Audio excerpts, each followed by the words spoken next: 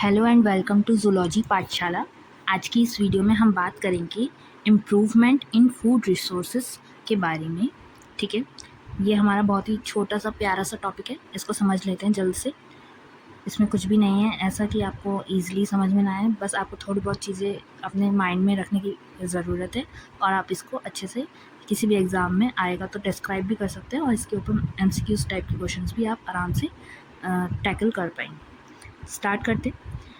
सबसे पहले देख लेते हैं कि फूड रिसोर्सेज में इम्प्रूवमेंट वगैरह का ज़रूरत क्यों है। तो आपको पता है with increasing population there is a growing need to improve food production both in quantity and quality. जैसे जैसे हमारी पॉपुलेशन बढ़ती जा रही है तो वैसे वैसे हमारे को फूड की क्वालिटी और उसकी क्वांटिटी को बढ़ाने के लिए, उसको इम्प्रूव करने के लिए ज़रूरत पड़ रही है कि हम उसको मतलब अच्छे से उगा सकें या अच्छी क्वांटिटी में उगा सकें। ठीक है ना।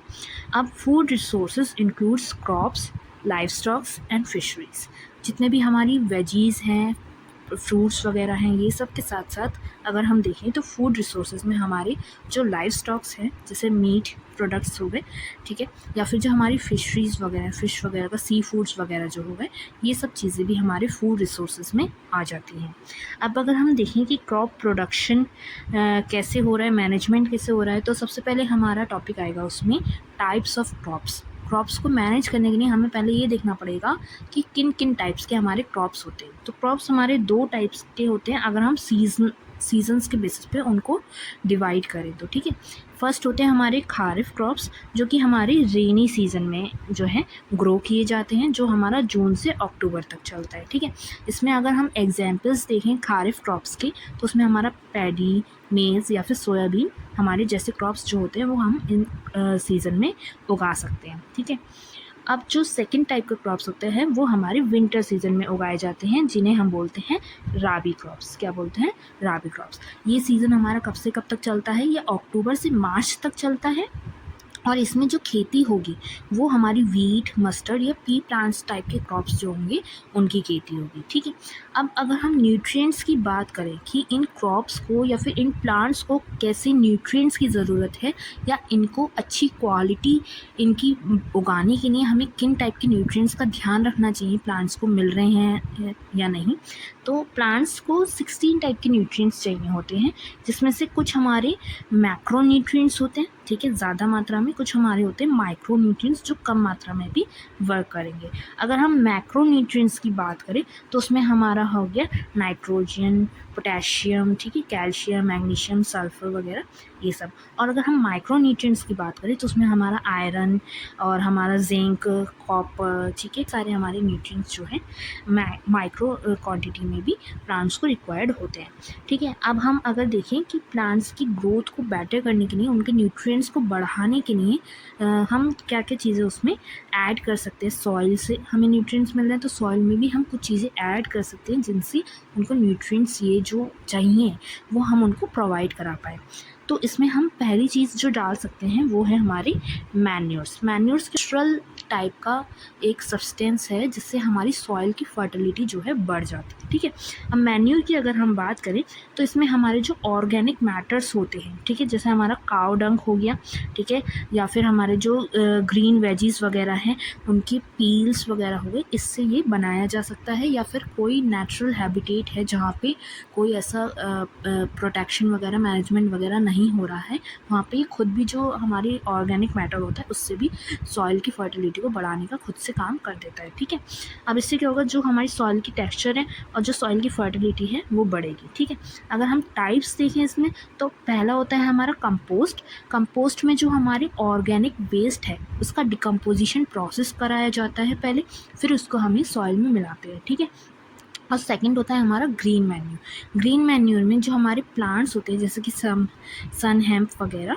वो हमारे सॉइल में प्लग किए जाते हैं फ्लावरिंग से पहले ही। ठीक है, तो उससे क्या सॉइल की फर्टिलिटी वगैरह जो है बढ़ जाती है। ठीक है, सेकंड अगर हम देखें जो न्यूट्रिएंट्स बढ़ाने के लिए काम करता है वो हमारे हो गए फर्टिलाइजर्स। फर्टिलाइजर्स सारी न्यूट्रिएंट्स ना दे करके जो भी न्यूट्रिएंट रिक्वायर्ड है उसकी बेसिस पे हम उसको डाल सकते हैं। ठीक है, इसमें हमारे जो केमिकल सब्सटेंसेस होते हैं वो बहुत ज़्यादा रिच मात्रा में पाए जाते हैं फर्टिलाइज़र्स में, जैसे कि हमारा यूरिया हो गया, एनपीके हो गया, ये सब चीज़ें, ठीक है। इससे क्या होगा, जो हमारी क्रॉप की यील्ड होगी, ठीक है, जो प्रोडक्शन हो रहा है हमारा क्रॉप का, वो ज़्यादा मात्रा में होगा, लेकिन इससे हमारा सॉइल जो है वो हार्म भी हो सकती है, उसका स्ट्रक्चर जो है वो हार्म हो सकता है, वो ओवर यूज्ड हो सकती है, ठीक है। अब नेक्स्ट चलते हैं हम ऑर्गेनिक फार्मिंग में। ऑर्गेनिक फार्मिंग का तरीका अपना करके भी हम उनको क्रॉप्स को अच्छी क्वांटिटी में उगा सकते हैं, ठीक है। इसमें क्या है, हमें सिंथेटिक केमिकल्स जो हैं उनको अवॉइड करना है, हमें बायो फर्टिलाइज़र्स का यूज़ करना है, कंपोस्टिंग, वर्मी कंपोस्टिंग जो प्रोसेस है उसको अपनाना है, मैन्योर वगैरह अपनाने हैं, क्रॉप रोटेशन की प्रैक्टिस को अपनाना है, ठीक है। और इको फ्रेंडली प्रैक्टिसेस जो हैं, टेक्निक्स जो हैं, उनको अपने एग्रीकल्चर प्रैक्टिसेस में लाना है, जिससे कि हमारा जो क्रॉप का प्रोडक्शन है वो तो बेटर हो ही, साथ में जो हमारी सॉइल की फर्टिलिटी और टेक्सचर वगैरह है वो भी हार्म ना हो, उसको भी कोई नुकसान ना पहुँचे। नेक्स्ट हम देख लेते हैं इरिगेशन। इरिगेशन की अगर हम बात करें तो जो हम क्रॉप्स में जो भी हमारी फील्ड वगैरह है उसमें जो हम पानी डालने का काम करते हैं वो हमारा इरिगेशन कहलाता है, ठीक है। अब ये जो पानी जो डाला है ये क्यों है, ये प्लांट की ग्रोथ के लिए असेंशियल होता है, इम्पॉर्टेंट होता है। जैसे हमें पानी की ज़रूरत है वैसे ही प्लांट्स को भी वाटर की ज़रूरत रहती है। आपने फोटोसिंथेसिस वगैरह पढ़ा ही होगा, तो प्लांट अपना खाना भी उसी से बना रहे हैं। और ट्रांसपिरेशन प्रोसेस भी पढ़ा होगा, तो प्लांट जो सूख जाता है गर्मी की वजह से, वो भी अगर उसमें वाटर कंटेंट प्रॉपर रहे तो वो बच जाएगा, ठीक है। अगर हम सोर्सेज की बात करें इरिगेशन की, तो इसमें हमारे wells, canals, river, dams, tanks, ये सारी चीज़ें हमारी क्रॉप्स को इरिगेशन प्रोसेस करने के लिए हमारा काम में आती हैं। अगर हम इरिगेशन मेथड को देखें तो हमारे दो टाइप के मेथड होते हैं, एक ट्रेडिशनल मेथड और एक मॉडर्न मेथड। ट्रेडिशनल मेथड में जो हमारा मोड होता है, एक पुली टाइप की होती है, ठीक है, या फिर जो हमारे चैन पंप्स वगैरह होते हैं या वेल वगैरह में से आप देखते होंगे कि आपने बाल्टी डाली और बाल्टी वगैरह में से निकाल दिया। तो इस टाइप की टेक्निक्स भी कुछ कुछ फार्मर हमारे ट्रेडिशनल टाइम में जो है यूज़ करते थे, लेकिन जैसे जैसे अब चीज़ें बदल रही हैं, मॉडर्नाइजेशन आ रहा है, तो मॉडर्न टेक्निक्स उसकी जगह अपनाई गई। अब जो है इलेक्ट्रिक पम्प्स वगैरह, स्प्रिंकलर वगैरह या फिर ड्रिप इरीगेशन वगैरह, इस टाइप की चीज़ें जो है यूज़ करी जा रही हैं इरीगेशन प्रोसेस करने के लिए, ठीक। ये जो होती हैं ये ज़्यादा एफिशिएंट भी होती हैं, ठीक है, लेकिन हो सकता है कि ये सारे टाइप के फार्मर्स जो हैं वो अफोर्ड ना कर पाएँ, तो थोड़ा अफोर्डेबिलिटी का रीज़न रहता है, वरना ये मॉडर्न टेक्निक्स जो है एफिशिएंट ज़्यादा हैं ट्रेडिशनल टेक्निक्स से। अब नेक्स्ट हम देख लेते हैं हमारे क्रॉपिंग पैटर्न्स क्या होते हैं। तो जो हमारी यील्ड है उसको अगर हमें इन्हेंस करना है तो हम कुछ क्रॉपिंग पैटर्न्स को यूज़ करते हैं, जिससे कि हमारा जो क्वांटिटी आए या क्वालिटी आए वो अच्छी मात्रा में आए, ठीक है। फर्स्ट हमारा है मिक्स्ड क्रॉपिंग। मिक्स्ड क्रॉपिंग में क्या होता है, दो या दो से ज़्यादा क्रॉप्स जो है एक ही फील्ड में, सेम फील्ड पे जो है उगाए, तो उससे क्या होगा, जैसे कि हमारा वीट ले लिया हमने और ग्राम ले लिया, इन दोनों को हमने एक ही फील्ड पे जो है उगाया, तो उससे दोनों की खेती होगी और दोनों को बराबर मात्रा में है, मतलब कि अच्छे से हम जो है यील्ड कर पाएंगे। सेकेंड है हमारा इंटरक्रॉपिंग। इंटरक्रॉपिंग में क्या होता है, हम दो या दो से ज़्यादा क्रॉप्स को अल्टरनेट रोज में उगाते हैं, मतलब कि एक रो एक क्रॉप की, दूसरी रो दूसरी क्रॉप की, ऐसे रोज वाइज जो है हम उनको अलग अलग क्रॉप्स को उगाएंगे। इसमें हम जैसे मीज़ या फिर बीन्स को साथ में इनका क्रॉप को मिला करके भी लगा सकते हैं। थर्ड हमारी प्रैक्टिस हो गई क्रॉप रोटेशन। क्रॉप रोटेशन में क्या होता है कि हम जो लैंड है उस पर सीज़न के हिसाब से क्रॉप्स को उगाएं, कि अगर मान लो रेनी सीज़न चल रहा है तो हमने कोई क्रॉप रेनी सीज़न वाला उगाया, फिर उसके बाद में हमारा विंटर सीज़न आ गया तो हमने उस फील्ड पे विंटर सीज़न वाला क्रॉप उगाया, जिससे कि जो हमारी सॉइल की फर्टिलिटी वगैरह है, जो उसका टेक्सचर वगैरह है, वो जो है मेंटेन रहे, उसको जो है प्रॉपर जो न्यूट्रिएंट्स वगैरह हैं या जो उसको मतलब अपना क्वालिटी बेटर करने का टाइम जो है वो मिल पाए, ठीक है। ये हमारा होता है क्रॉप रोटेशन। अब अगर हम क्रॉप वेराइटी की इम्प्रूवमेंट की बात करें तो ये हम क्यों करते हैं, जिससे कि हमारी हायर यील्ड हो, ज़्यादा मात्रा में, ठीक है। हमारा जो पेस्ट है या फिर डिसीज़ेज़ हैं उससे हमारा क्रॉप बचा रहे, और जो हमारी क्लाइमेट चेंजेस हो रहे हैं उसको ईज़िली हमारा क्रॉप जो है अडैप्ट कर पाए, ठीक है। और जो हमारी क्वालिटी आ रही है क्रॉप की वो भी इम्प्रूव होकर के आए। अब इसको अगर हम मेथड्स देखें कि कैसे कैसे हम उस क्रॉप वैरायटी को इम्प्रूव कर सकते हैं, तो सबसे पहला हो गया हमारा हाइब्रिडाइजेशन।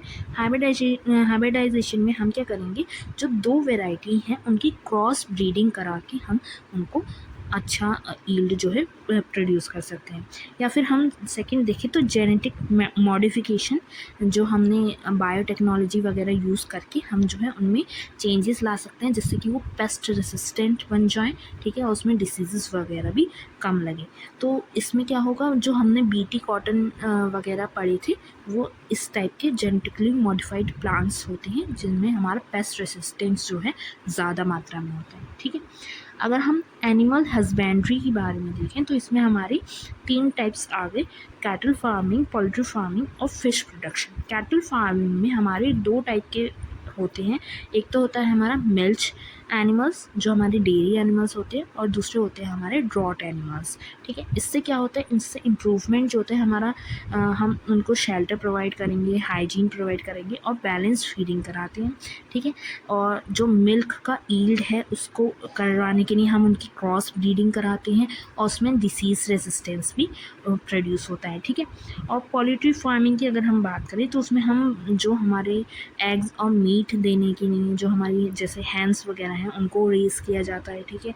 और हमें उनमें डिसीज़ कंट्रोल रखते हैं हम उसमें, या फिर वैक्सीनेशन उनका प्रॉपर करते हैं, प्रॉपर फीडिंग कराते हैं जिससे कि हम एग्स और मीट का प्रोडक्शन भी अच्छी मात्रा में करवा पाएँ, ठीक है। अगर हम फ़िश प्रोडक्शन की बात करें तो सबसे पहला हो गया कि हमें फ़िश कैप्चर करनी पड़ेगी नेचुरल रिसोर्सेज से, ठीक है। फिर उनको कल्चर करना पड़ेगा जिसको हम एक्वा कल्चर बोलते हैं, जो हम पॉन्ड्स वगैरह में उनकी ब्रीडिंग कराएंगे जिससे कि उनकी क्वांटिटी जो है वो बढ़ जाए, ठीक है। अगर वो रिप्रोडक्शन का प्रोसेस नहीं कराएंगे तो जो हमने पकड़ी हैं उनको हम डायरेक्टली अगर हम सेल कर दें या वो डायरेक्टली हमारे as a food resource use हो जाएंगे तो उनकी मात्रा कम होती जाएगी।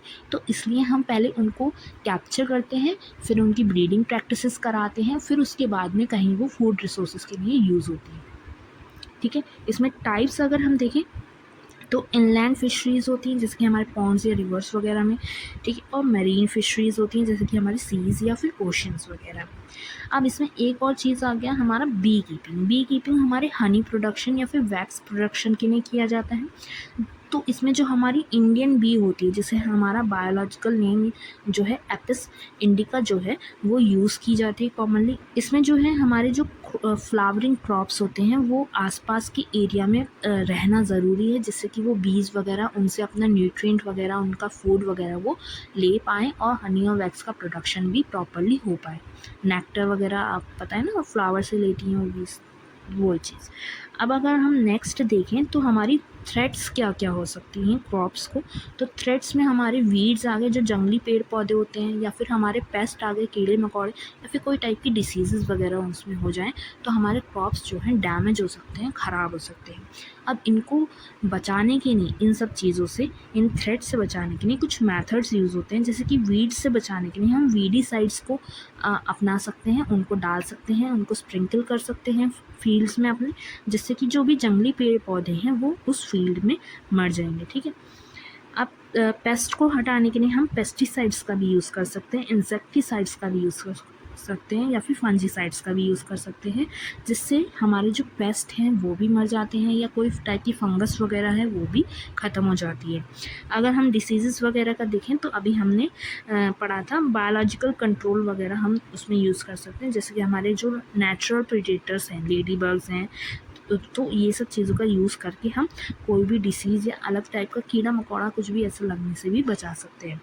अगर हम अब बात करें कि हमने क्रॉप्स को उगा लिया, उनकी क्वालिटी बेटर कर ली, उनको अच्छी क्वांटिटी में उगा लिया, अब उनको स्टोर करके रखना भी एक बहुत बड़ा मेजर टास्क हो जाता है जिससे कि वो प्रॉपरली हमारे डिस्ट्रीब्यूट हो सके या फिर प्रॉपरली हमारे जो है ग्लोबल या इकोनॉमिक बेसिस पे हमारे जा सके।